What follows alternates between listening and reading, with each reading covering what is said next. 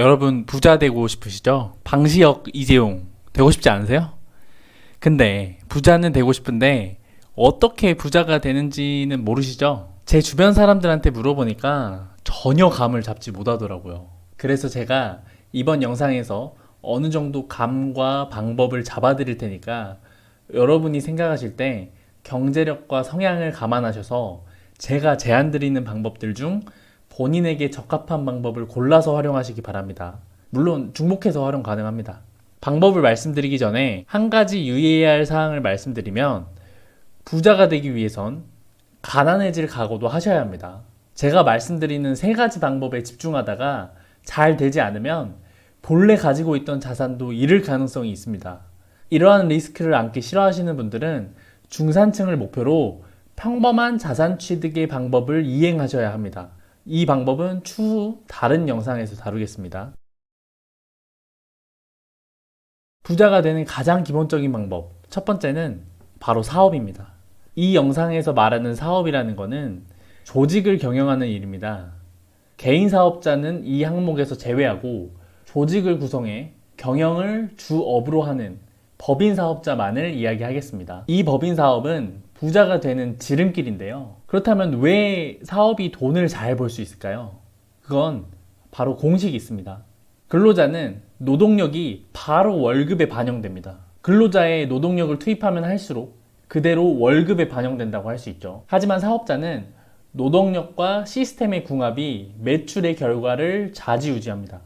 노동력을 적게 투입해도 사업 시스템을 잘 구성했다면 높은 매출을 기대할 수 있습니다. 이러한 잘 구성된 시스템 아래에 많은 노동력을 투입하면 곱으로 매출이 상승하기 때문에 일반적인 노동자들과는 자릿수가 다르게 됩니다. 즉, 사업은 시스템을 얼마나 잘 구성하느냐에 따라 소득이 크게 영향을 받습니다. 다른 조직에서 노동자로 근무하면서 관심 분야의 조직 운영, 기획, 경영 능력과 감을 잡으신 후에 구체적 계획을 수립해 사업을 시작하시기 바랍니다. 자세한 내용은 다른 영상에서 다루겠지만 짧게 사업의 목표를 말씀드리면 주식 상장까지를 목표로 달리셔야 합니다.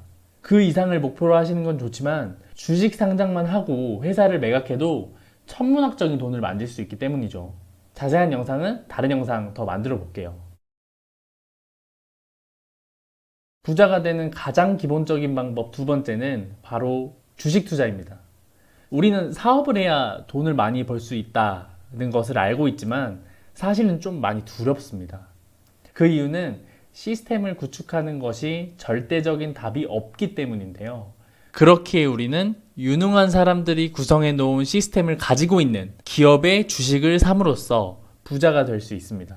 즉, 사업을 하는 사람들과 동업하는 것이죠. 해당 조직이 열심히 시스템을 구성해 노동력을 투입하여 매출을 올리면 그 일정 주식을 구입해 회사에 투자하고 사업의 성장을 돕는 형태인 것이죠. 이렇게 해서 회사가 성장을 하면 우리는 주식을 구입했다는 이유만으로 시세 차익을 가지고 갈 수 있는 겁니다. 그래도 주식은 많은 변수가 있고 정치적 바람에 크게 흔들리는데요. 하지만 투자하려는 사업에 확신을 가지고 주식 투자를 하게 되면 장기적으로 시세 차익을 분명히 얻으실 수 있을 겁니다. 저도 주식 투자를 즐겨하고 적어도 예적금보다 훨씬 높은 시세 차익을 얻고 있는데요. 주식 투자에 대한 자세한 내용도 추후 영상을 제작해 볼게요. 부자가 되는 가장 기본적인 방법 마지막은 부동산 투자입니다. 사업은 시스템의 구성으로 돈을 벌고 주식은 잘 구성된 시스템의 사업에 주식을 구입해 시세 차익으로 돈을 법니다. 잘 구성된 시스템의 사업이 있는 땅과 건물은 오르게 됩니다. 주식 투자는 그 사업에 주식을 구입하는 것이지만 부동산은 그 사업이 영향을 끼치는 땅 및 건물을 구입하는 것이라고 이해하시면 편합니다. 하지만 부동산은 무형의 사업보다 유형의 사업이 훨씬 크게 작용합니다. 예를 들면 재개발, 지하철 확장, 주요 상권 및 사업체 이전 등이 있겠죠.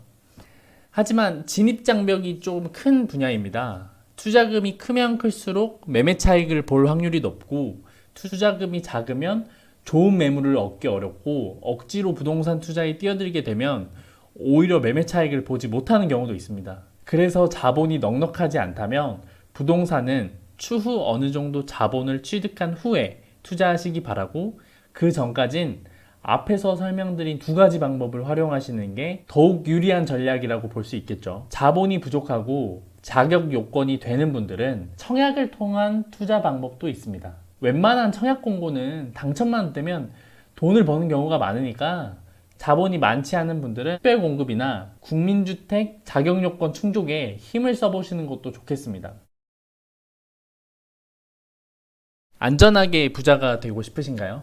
안타깝게도 앞에서 설명드린 부자 되는 법 3가지는 다 손실 리스크가 있는 방법들이고, 위 3가지 외에 부자가 되는 방법은 없습니다. 그런데 꼭 부자가 되어야 할까요? 끼니 안 굶고 한 번씩 여행 갈 수 있고 자식들 대학 정도는 보낼 수 있는 정도면 만족해도 되지 않을까요? 그런 분들은 위 방법보다는 더욱 안전한 방법을 선택하셔서 현재 가지고 있는 자산은 지키시면서 조금씩 불려나가셔야 합니다. 크게 보면 자기 개발을 통한 소득 상승, 부업, 배당주 투자, 정부 금융정책 활용 등이 있겠습니다. 중산층 소득 스노우볼에 대한 영상은 제가 관심 있는 분야여서 빠른 시일 내에 제작해 보겠습니다.